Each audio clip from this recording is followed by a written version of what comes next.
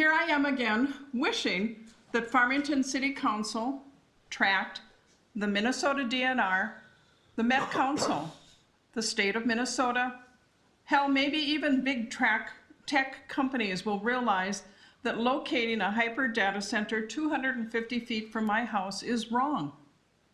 Locating an electrical substation 40 feet from the property line is wrong. Potentially fouling my well water is wrong. Creating daylight 24/7 is wrong. And allowing a constant mind-numbing hum from the cooling towers is wrong. None of these things should be allowed because of the zoning change. If I blow out my candle, will my wishes come true?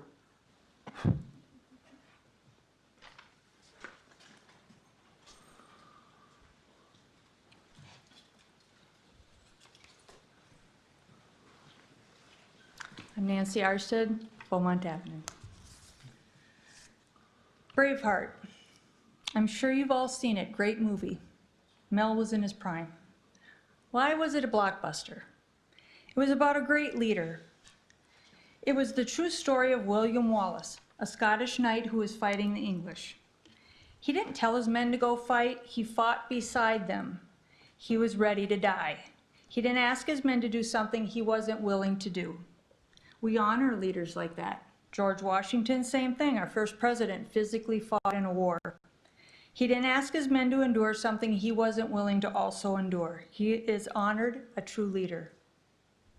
And then there are those movies we've all watched where the generals sit on their horses on a distant safe hill and they send their men down and watch as their troops get slaughtered. And then they turn and go home without a scratch. And we look down on those leaders. They look weak. There is no honor in that. I'm trying to make you see why the public outcry continues to grow. You are those leaders on the hill. You sat on your hill with Tract down at one side, your staff pushing you on the other, and you voted in this misery for us while you live on the other side of town. You get to go home to your quiet neighborhoods and you leave us to deal with the fallout for years to come. This is not honorable. If this data center were surrounded by open fields, this would be a different fight, but it's not. This data center is surrounded by our homes. It's surrounded by established homes, 250-foot setbacks. It's surrounded by children, babies, grandparents, hardworking families, people who work nights and have to try to sleep through the industrial construction noise during the day, people with health issues, people who thought they bought their dream home. This is wrong, and everyone can see it. There is only one leader up there.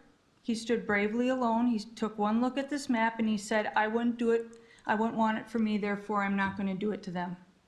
One leader out of 5. Jake, I know you didn't vote on November 4th, but you publicly supported this project. If your view has changed, you can say so. Otherwise, I have to lump you in with the rest.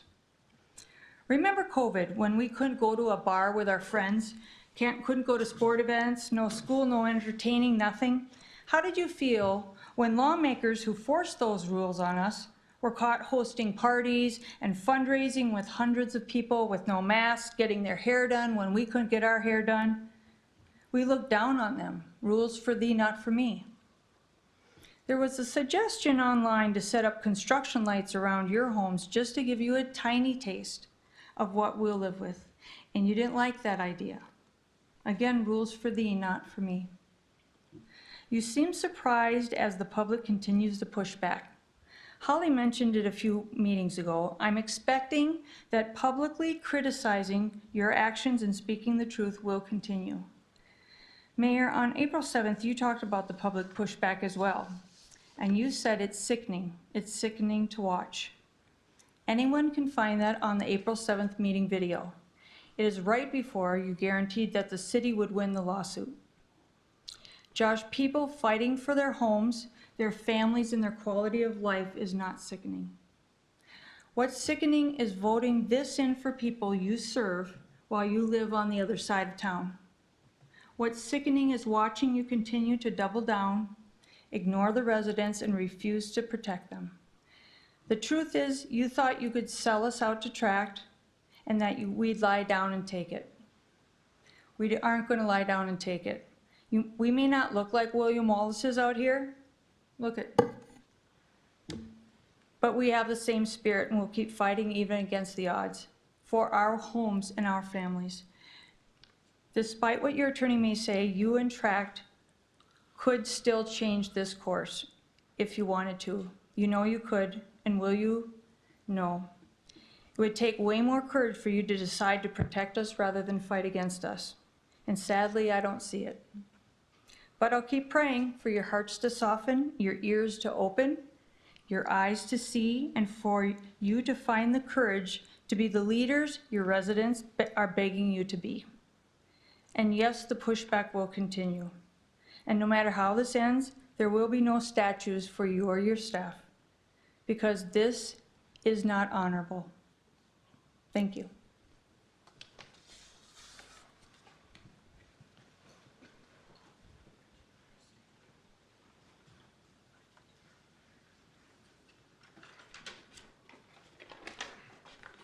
Mayor, Council, Jeff Schottler, 22420 Calico Court. I'll try to be quick last time. I appreciate you letting me go over the 5 minutes and not cutting me off. This all comes down to the original decision of the zoning issue. This project does not follow or support your guiding principles, connectivity, and it certainly isn't compatible with residential.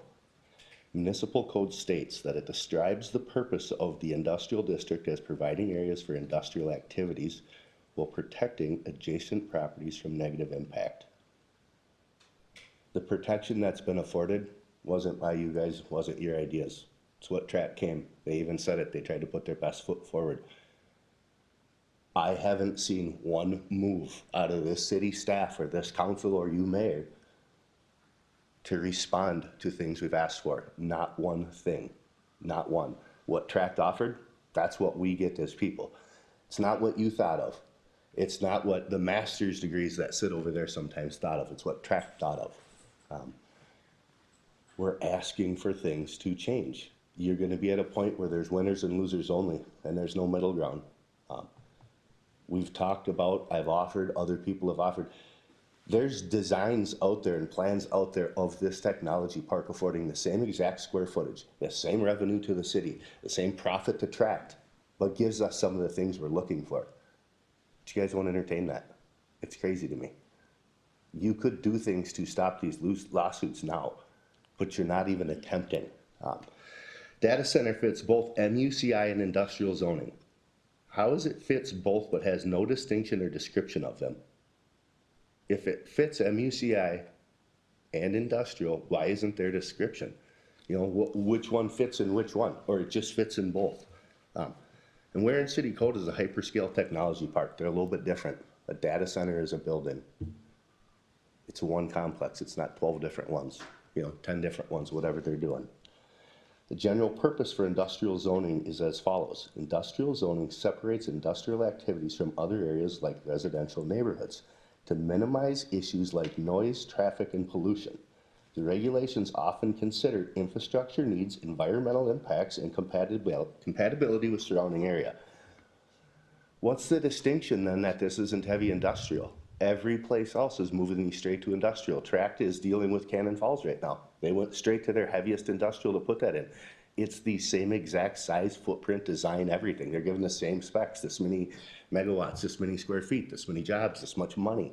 It's the same thing. So what makes Farmington different than these other cities that decide these need to be an industrial versus we're putting them in MUCI? It's obvious to all of us. The difference is Met Council would not have allowed those properties to be zoned into industrial. They're not going to let you put industrial there, but they'll let you put an industrial entity into there because it fits your outdated and insufficient ordinance. We know the difference from a house and an apartment building, heavy automotive, light automotive. Where's the difference in data centers, the size and the scale, and where they actually belong?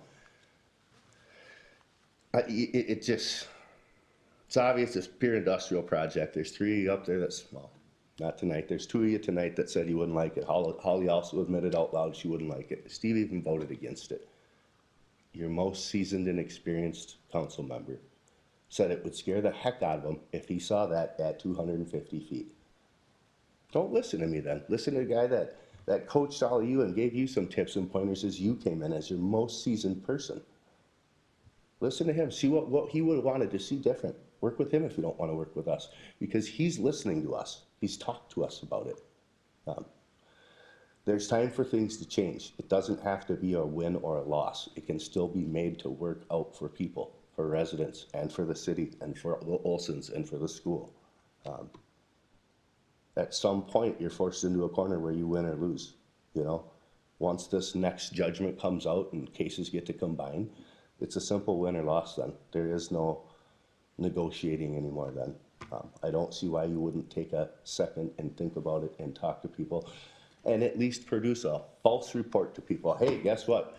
We reached out to Tract and they said not gonna work. You won't even give us a fake report that you tried. You know, we're here asking you over and over for something to happen, a solid effort on our part. We're up here trying. We didn't complain once. We haven't complained for a day. It isn't like this is fun for any of us. We all have lives and things to do. So we're hoping at some point, some of this can be heard. We are your people and your residents. Whether it comes or not, we're still gonna be here. You know, you're gonna have to listen to us and deal with us forever. It's gonna push some of us to try to get up there and sit next to you guys to help make decisions like this. Why go that far? Thank you.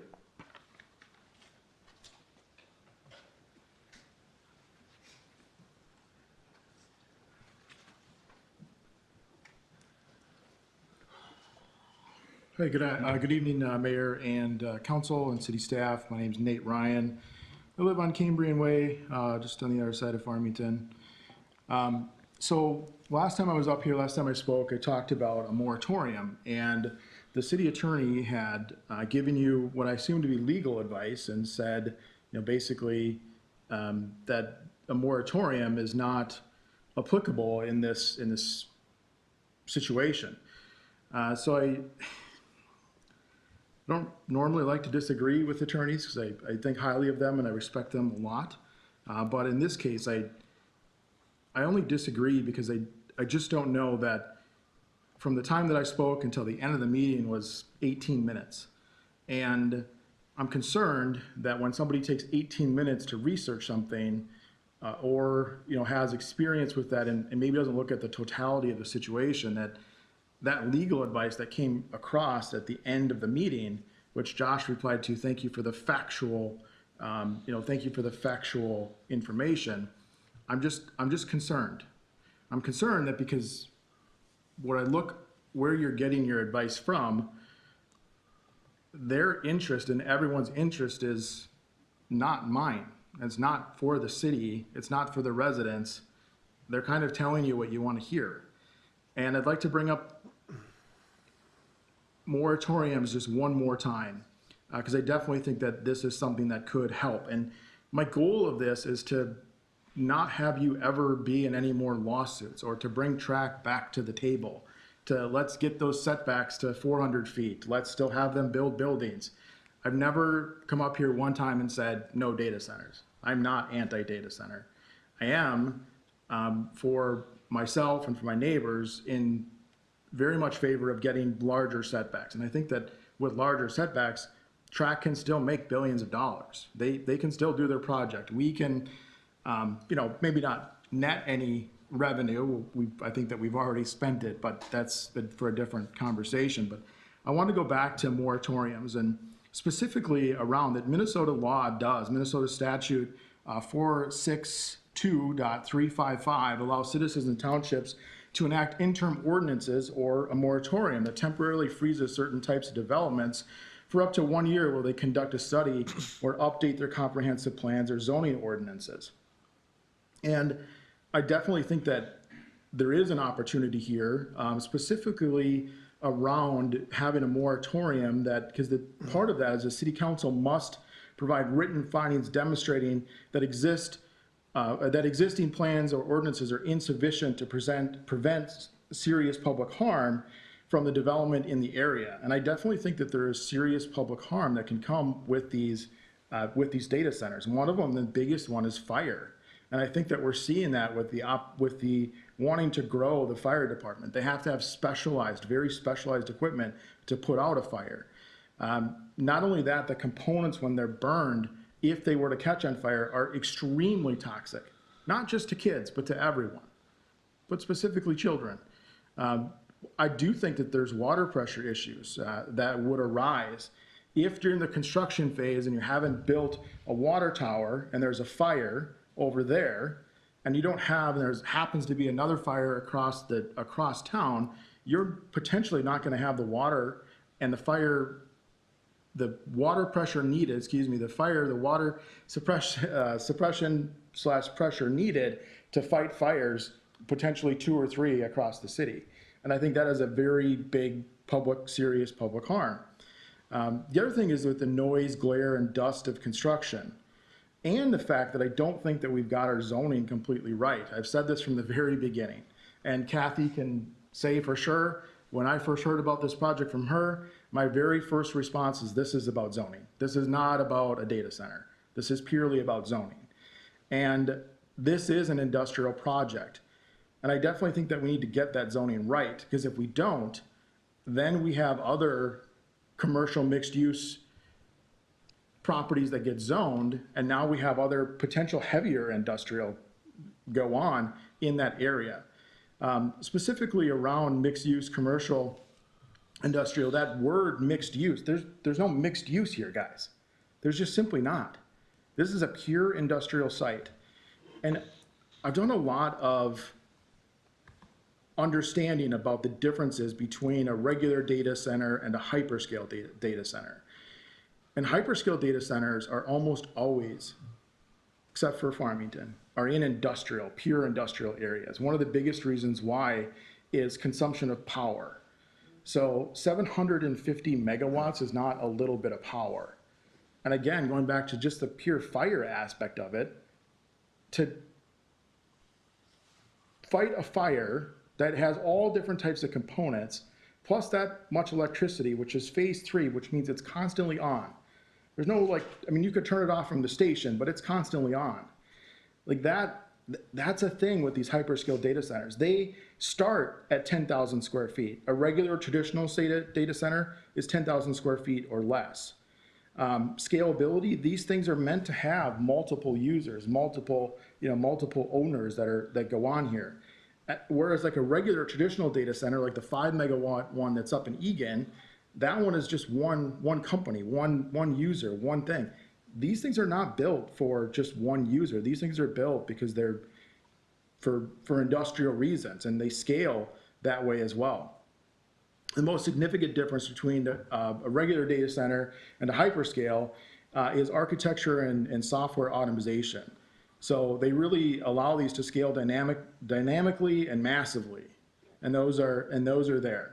That is one of the main reasons that they use the term hyperscale. And I would like to point out again that we don't have a definition in the city of Farmington for hyperscale data center. We're going off of an old school definition of just data center, back before they were over 10,000 square feet. And I don't want to see you guys sued. I don't want to see us sued. I don't want my tax dollars sued.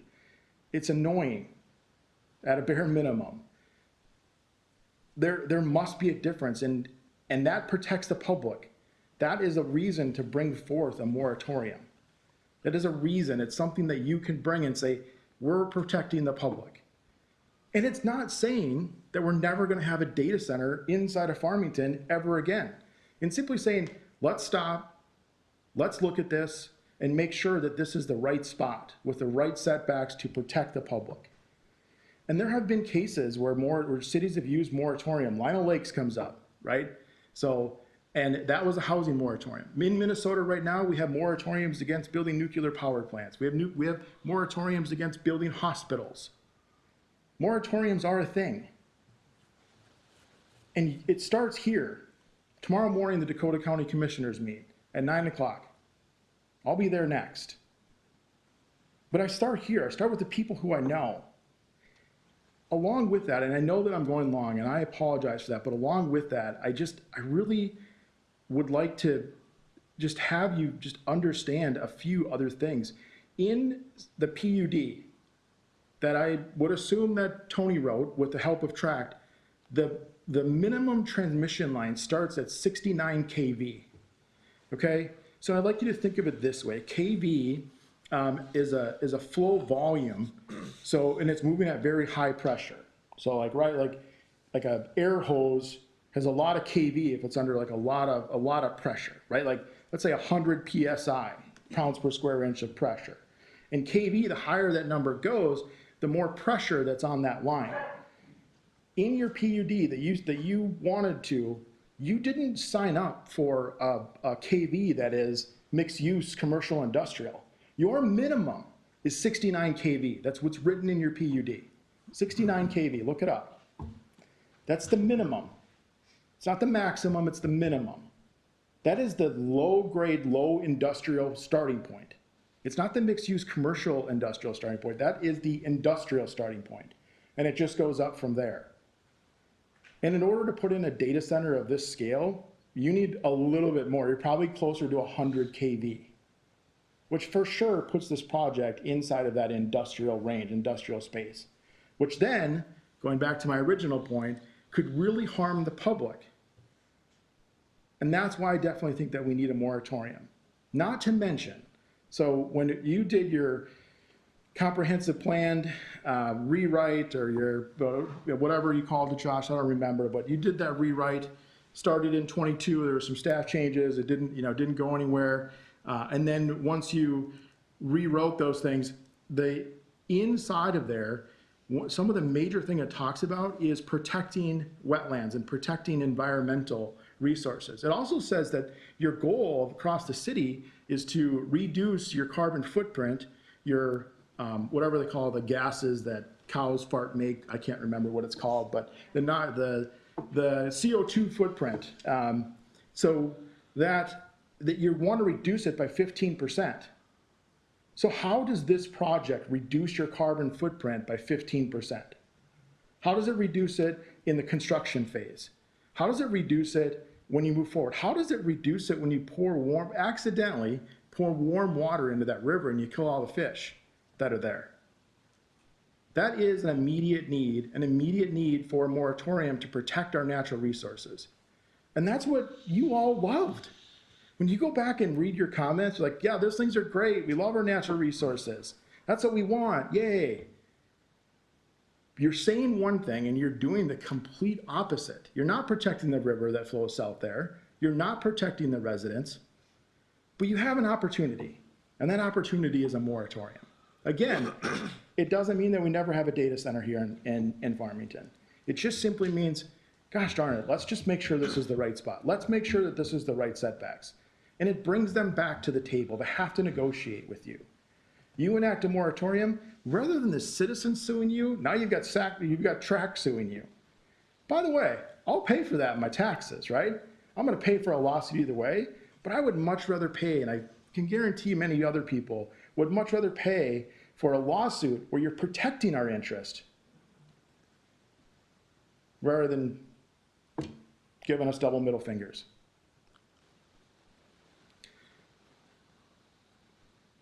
Thank you for listening. I hope that we're getting the message across. Moratorium would work. It will bring Tract back to the table. Are you going to get sued from Tract? Yep, you're going to. I can almost guarantee it. Just like Lionel Lakes got sued by the faith-based organization that wanted to bring in faith-based housing over there. However, that moratorium only lasted a year, and now they're building. Lawsuit's still going on, but at least this city of Lionel Lakes said, hey, we're doing what's right for our residents. Thank you.